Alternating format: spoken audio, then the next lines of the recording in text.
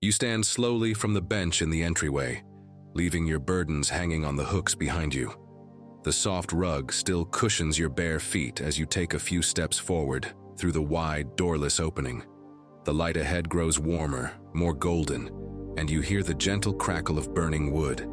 A sound so familiar yet so long forgotten that it touches something deep inside you. The scent of wood smoke reaches you now, clean and comforting, mingling with the herbs from outside and something sweeter underneath, like beeswax or fresh bread or clean linens warmed by the fire.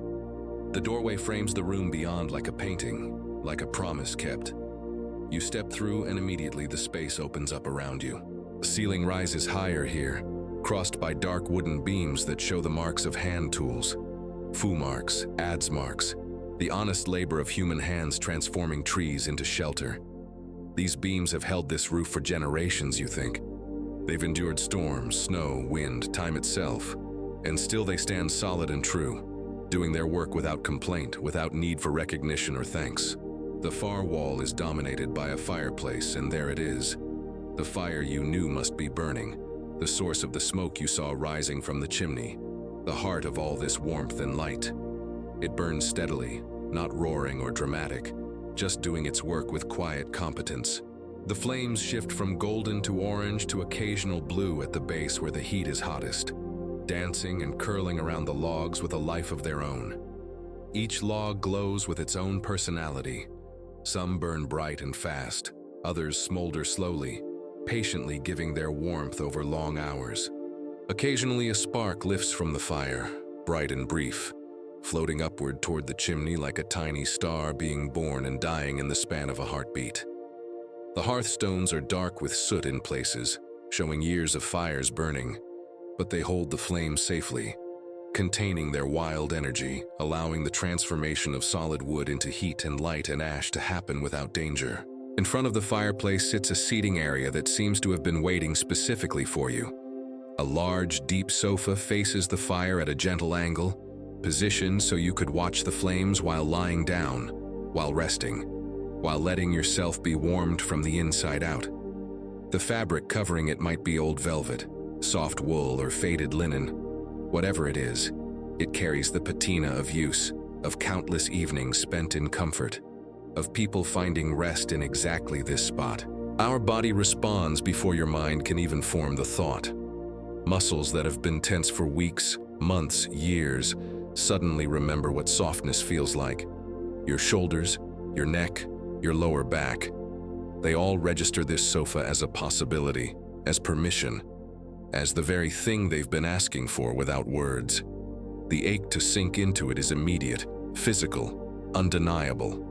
Cushions of all shapes and sizes are arranged across the sofa, round ones, square ones, long bolsters for behind the neck or under the knees. They're covered in different fabrics, offering different textures. Smooth cotton worn soft by washing, nubby wool that grounds you in your body, faded velvet that feels like a memory of comfort. The colors blend harmoniously. Soft grays, warm creams, dusty blues, sage greens. Nothing bright or demanding attention. Everything chosen to soothe rather than stimulate. Blankets drape casually over the back of the sofa and fold neatly on a nearby chair. Thick wool blankets that carry that comforting scratchiness. Soft cotton throws washed 1,000 times. At least one handmade quilt with stitches visible close up, each one carrying the intention of the hands that made it. These blankets exist for one purpose: to wrap around tired shoulders, to cover sleeping forms, to provide simple, unasked-for warmth. When was the last time you let yourself be covered like this? When was the last time you gave yourself permission to need something as basic as warmth, as uncomplicated as softness? The blankets seem to ask this question without words, offering themselves freely, abundantly, without condition or expectation. To the side of the seating area sits a low wooden table, its surface worn smooth by generations of hands resting books, cups, elbows. The wood carries a deep patina that speaks of real use, real life. On this table, simple things wait. A ceramic pitcher filled with water so pure it almost glows. A simple glass beside it, a small bowl of dried fruit or nuts or honeycomb. Nourishment that requires no effort, No decision, just presence. A cloth napkin folded beside it, soft and worn.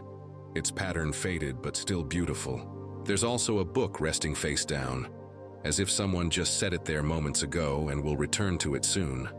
You don't know what it contains, and somehow it doesn't matter. Whether you read it or not, whether you even pick it up, its presence says something essential. This space holds all possibilities, makes room for whatever you might need in this moment of arrival, of transition, of beginning to rest. The light in this room comes from many sources, creating layers of gentle illumination. The fire provides the strongest glow, dancing across walls and ceiling. Lamps sit on side tables and shelves, their shades made of linen or old silk in warm creams and golds, filtering the light into something even softer. Candles burn in various places, on the mantel, on side tables, their flames steady and intimate, each one a small personal gift of illumination. This is not the harsh fluorescent light of offices or the blue glare of screens.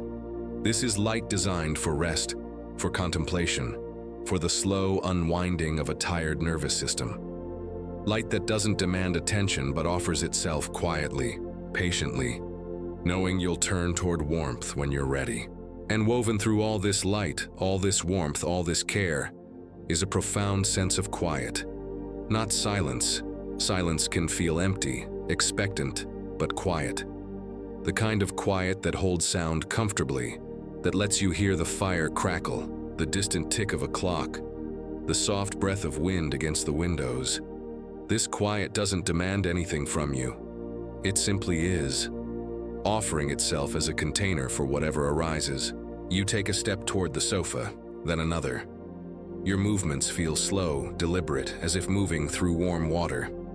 Each step brings you closer to possibility, closer to permission.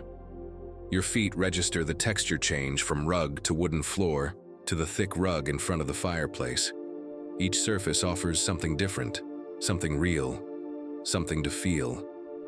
You reach the sofa and lower yourself slowly, carefully, as if afraid it might vanish or prove less solid than it appears. But it receives you completely.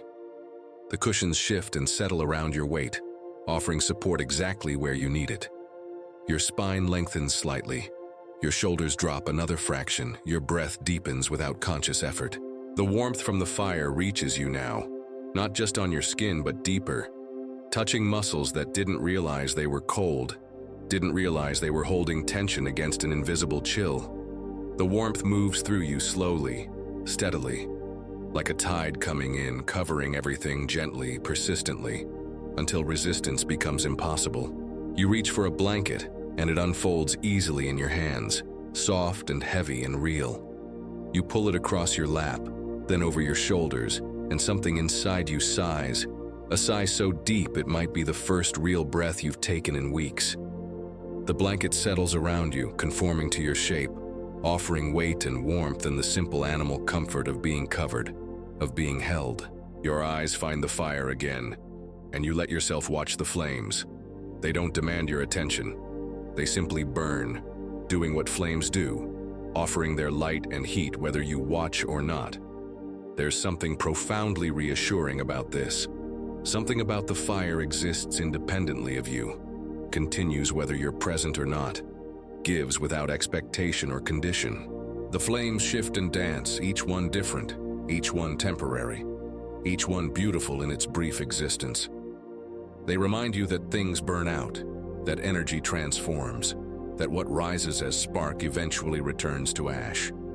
And somehow this isn't sad. It's simply true. It's the rhythm of things, the way of the world. Our eyelids grow heavy. Your breathing slows, deepens, finds its own unhurried rhythm. The boundary between watching the fire and dreaming of fire begins to blur. The boundary between sitting on the sofa and sinking deeper into the sofa begins to blur. The boundary between wakefulness and sleep softens, stretches, invites you across. The sanctuary holds you. The fire warms you. The quiet contains you. And for the first time in longer than you can remember, you feel yourself beginning to let go. Not all at once, not dramatically, just gradually, inexorably, like ice melting at the edges of a frozen pond, like tension releasing from muscles held tight too long. like breath finding its natural depth after shallow panting. You are held. You are safe. You are allowed to rest. And as your eyes finally close, as the firelight dances across your closed eyelids, as the crackle becomes distant and dreamlike, you know with a certainty that needs no words. This is what home feels like.